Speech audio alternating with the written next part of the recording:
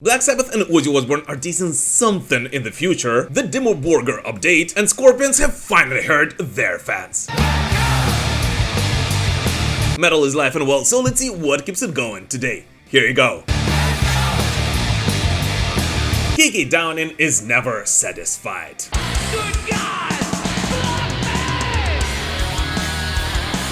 The legendary KK Downing just dropped a brand new version of an old school Priest jam. And in honesty, it was a very unexpected yet pleasant surprise.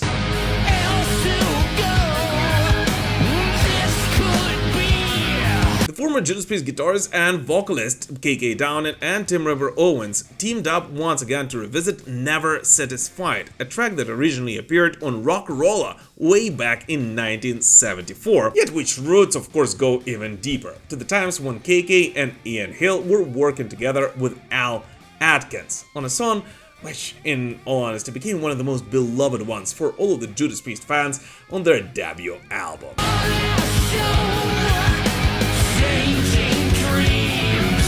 Funniest thing is that according to KK, this new version of Never Satisfied actually came by incident, when he was jamming along to the recently remixed Rock'n'Rolla tracks, and was having so much fun that he simply asked Ripper to do the courtesy of throwing a vocal line on there, of course making it much heavier and much more modern sounding. But the craziest thing is that KK didn't actually release it as a part of his KK's Priest project, which of course may mean, and I'm not saying that I know something. You don't know that we know they know we know. But yeah, it may mean that it might actually be not the only surprise from KK Downing and Tim Ripper Owens we will get in the nearest time. Here guys, I just simply have to point this out, but only around 30% of the people who watch my videos are actually subscribed to this channel. So if you're not one of those, and especially if this is not the first video you're watching here, I would really appreciate it if you would consider subscribing right now. Let's continue building this amazing heavy metal community together. The Velvet Sundown Dilemma. Make 'em pay.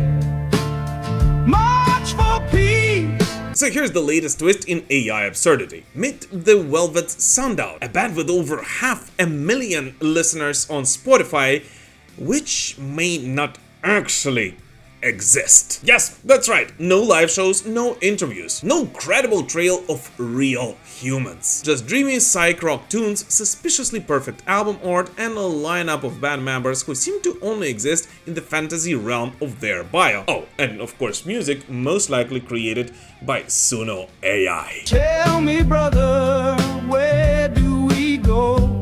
And yeah, despite all that, this band is still popping on Spotify, and that's exactly why it has been the main topic of discussion in the music industry of the past week. And the craziest thing is that not only the band is being accused of being AI generated, but Spotify themselves are actually being accused of deliberately pushing AI artists to be able to pay their real ones less. And this is where I think the biggest problem actually is. Well, in addition to the whole fact that AI was supposed to do all the boring job and give us more time to do art. But that's a topic for a different conversation. Well, apparently this band is actually being paid by Spotify. Paid for the art created by real musicians. The ones who actually learned to play an instrument. And which music it trained itself on. And this is, I think, where we have to abso-freaking-lutely draw the line. As the truth is that yes, most of us metalheads will of course listen to real music for all of our lives.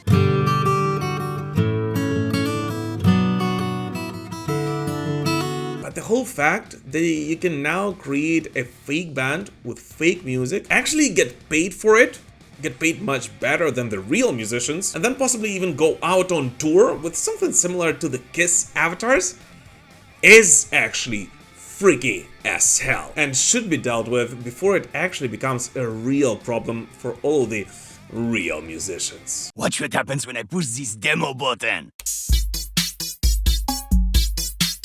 Great song, here's a Grammy. But by the way guys, what do you personally think about AI generated music and about the Velvet Sundown overall? Please let me know in the comments. I mean, do you think that I'm overreacting about this and you see nothing bad in it, or do you support my claim about it? I'm actually really Curious to find out.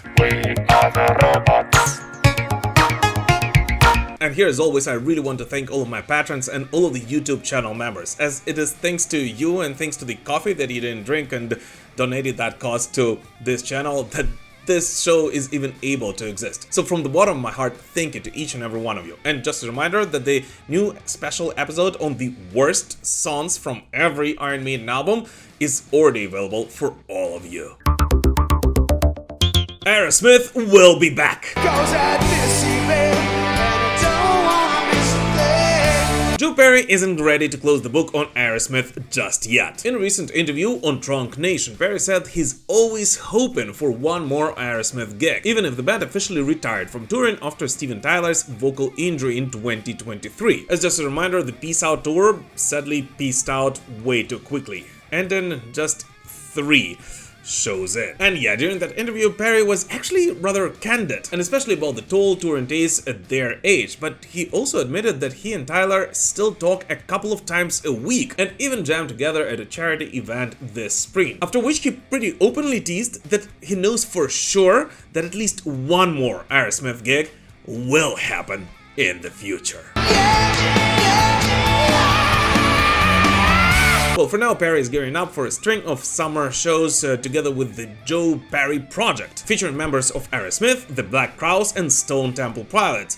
So, not a bad lineup for a rock and roll band. But at the same time, we all do hope that the bad boys from Boston will return for at least one more show sometime in the future. And from what Perry said in this interview, it looks like there is actually a pretty high chance this is going to happen.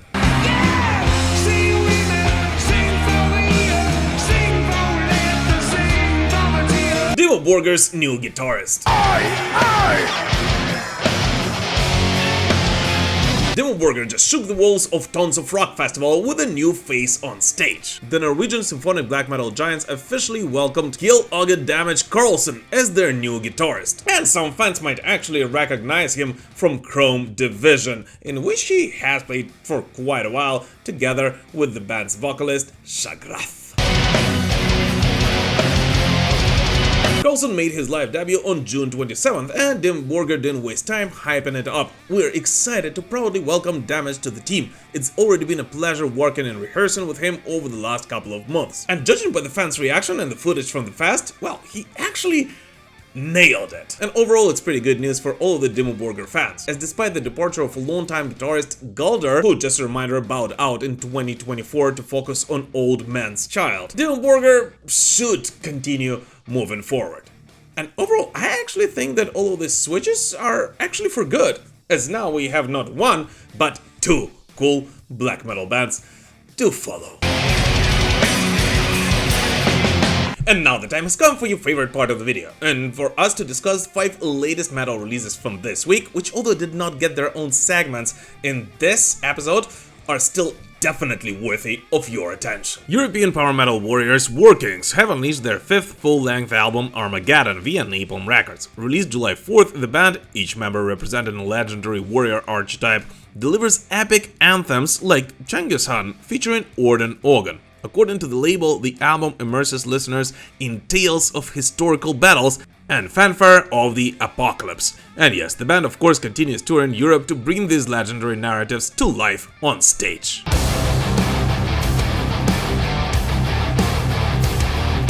German dark rock outfit Lord of the Lost has joined forces with world-renowned cellist Tina Guo for the cinematic new single Ghosts from their upcoming album Opus Noir Volume 1, out August 8th via Napalm Records. The collaboration marks the first installment of a conceptual trilogy merging gothic industrial textures with Guo's emotive cello. A hunting video accompanies the track, showcasing dramatic visuals and the synergy between cello and dark rock tones.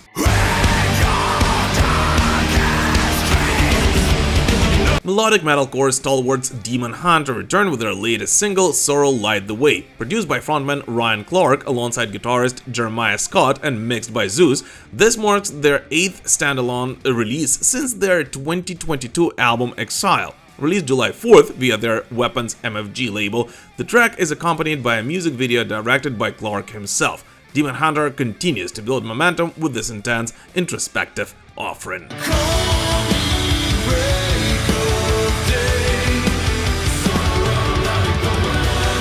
indigenous black metal solo project Blackbraid, led by Mohawk musician Shagasowa, has unveiled The Dying Breath of a Sacred Stock, the first single from their upcoming album Blackbraid 3, slated for independent release on August 8th. The video, crafted by Wolf Mountain Production and premiered July 3rd, once again fuses raw black metal atmosphere with primal and ancestral imagery. The single is available on all formats, including vinyl and cassette, and moves the project into an anticipated new chapter.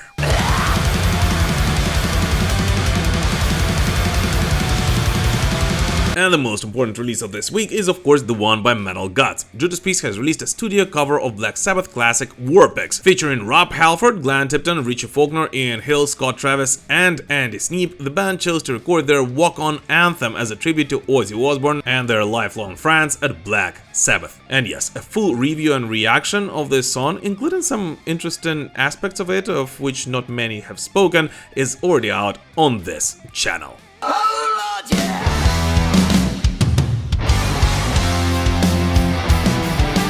And here, by the way, I just want to point out that our Metal 365 playlist, which by the way was expanded from 50 to 100 songs recently, has of course gotten its update this week. So if you haven't listened to it for a while, or if you still haven't added it to your Spotify or YouTube music library, then you should definitely do it right after watching this video. If I haven't the word for this way.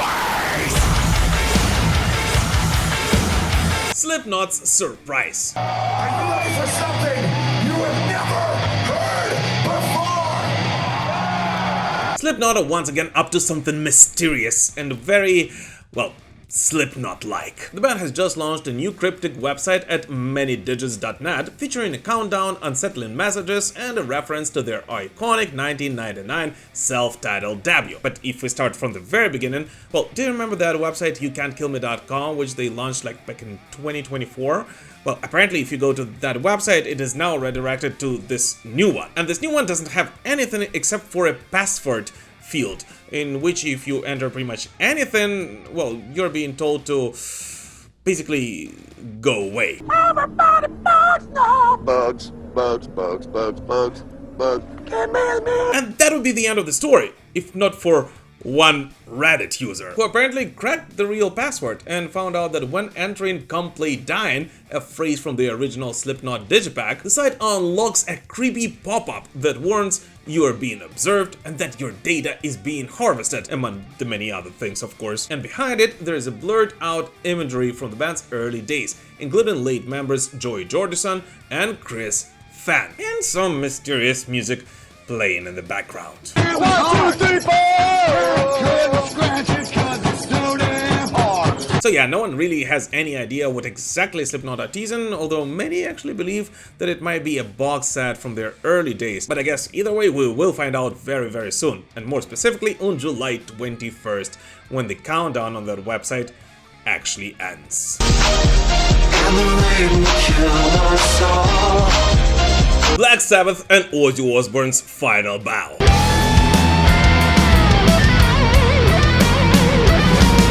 Alright guys, so all of the madness around the final ever concert by Black Sabbath and Ozzy Osbourne is culminating right now, as we speak, at a massive celebration of everything Black Sabbath and Ozzy Osbourne related in their native Birmingham at the Aston Villa Stadium. Okay, so what do we have so far? Every band plays 3 songs, 2 originals and 1 Black Sabbath or Ozzy Osbourne cover. And so for Mastodon cover Supernaught, Rival Sons went with Electric Funeral, Anthrax did an insane rendition of Into the Void, Lizzie Hale and Hailstorm killed it with Ozzy's Perry Mason, and Lamb of God did Children of the Grave. And then we already had a performance by Supergroup Number 1, which included, hear me out, Lizzie Hale, David Draymond, Whitfield Crane, Youngblood, Mike Brodin, David Ellefson, Adam Wakeman, Nuda Betancourt, Scott Ian, Frank Bella, Sleep Token 2, and Jake E. Lee, the legendary Ozzy Osbourne guitarist, with whom the band played 5 Ozzy Osbourne covers, those being Ultimate Sin, Shot in the Dark, Sweet Leaf, Believer,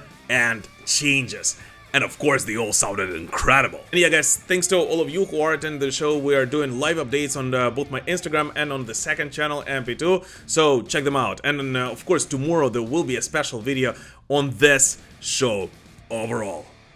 But yeah, it does look like a hell of a party. And of course, the last couple of days before Back to the Beginning, there were so many news related to Black Sabbath and Ozzy Osbourne that it's simply impossible to replicate them all. I mean, honestly, there's just no point in this. Starting with Judas Priest's incredible rendition of Warkings as a gift to their lifelong fans, and a slight apology for not being able to attend that concert because they are playing together with Scorpions at the same moment, of which we'll talk in a moment, and a gazillion other musicians, including Metallica, Slayer, Guns N' Roses, Exodus, Hailstorm, and all the others sharing stories about the legendary Black Sabbath and how much of an influence they had on them. Among many other things, of course. Black Sabbath and Ozzy is a significant part of the reason that you and I are standing here having a conversation today. But at the same time, among all of that noise, there were a couple of rather important points. Well, first of all, Ozzy Osbourne did once again reiterate that this will be the final ever live show for him. But he was very specific about it being the last live show and didn't say anything about future studio albums. And afterwards, when Black Sabbath themselves were asked about the possibility of writing yet another final Black Sabbath album, well, Tony Iommi on one hand started talking about the process of writing 13 and how he doesn't really want to go through the same thing once again, yet if all of the band members would agree, he would definitely be down to this. After which, suddenly, out of nowhere, Bill Ward jumps in. Yes, that same Bill Ward who sadly was not present on 13 and during the last Black Sabbath tour, and said it pretty straightforwardly. I'd love to do another album. I'll be direct about that. Yeah. Good news, everyone! So yeah, it looks like this final concert might actually be the end of Black Sabbath and Ozzy Osbourne's live performances, but at the same time might not actually be the end of Black Sabbath as a band. And who knows, may even open another small, real, finer chapter of the grandfathers of heavy metal. And here's the thing.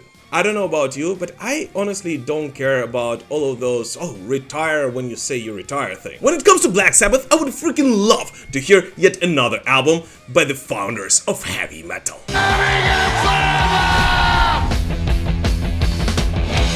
By the way guys, Facebook reminded me that this week we marked 3 years since I established our heavy metal non-profit Steel Wings Foundation. So from the bottom of my heart, thank you to each and every one of you who support this, and thanks to all the incredible artists like Judas Priest, Rob Halford, Doro Pesh, and gazillion others who became the voice for it and help us do the right thing right here on the ground in Ukraine. This week was absolutely insane once again, and spent a couple of nights in the shelter together with my family. So guys, apologies for some of the delays in our video release schedule, but I hope that we will pick it up next week.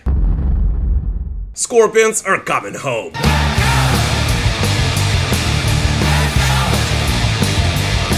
But the craziest thing is that at the same time as Black Sabbath and Ozzy Osbourne are celebrating their last ever concert, Scorpions are celebrating their 60th anniversary together with their friends from Judas Priest and Alice Cooper at their home stadium in Hanover. Seriously, literally at the same time. Once in a lifetime show. Scorpions and friends. See you there. But anyways, just a couple of days before the start of this concert, it looks like the prayers and the requests of all of the Scorpions fans around the world have actually been answered. Scorpions announced that they will record the entire Hanover concert and release it as a live DVD titled Coming Home Live.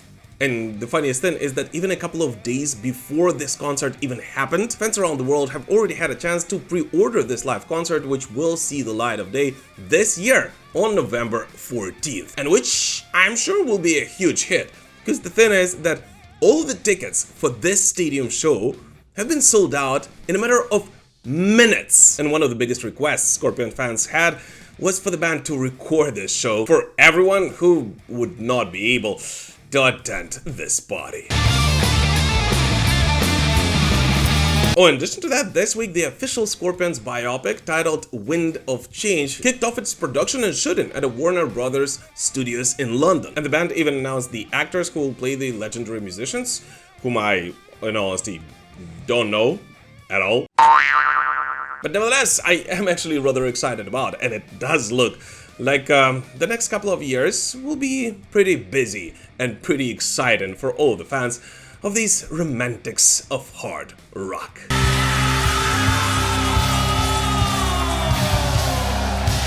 But anyways, what new music did you listen to this week? Please let us know in the comments. As always, thank you so much for watching this video, guys, and thank you so much for all the support you're showing to me, this show, and Ukraine through this very difficult time. Please don't forget to like this video, comment under it, spread the word about it, and of course, don't forget to join our communities on Instagram, Facebook, Threads, X, Discord.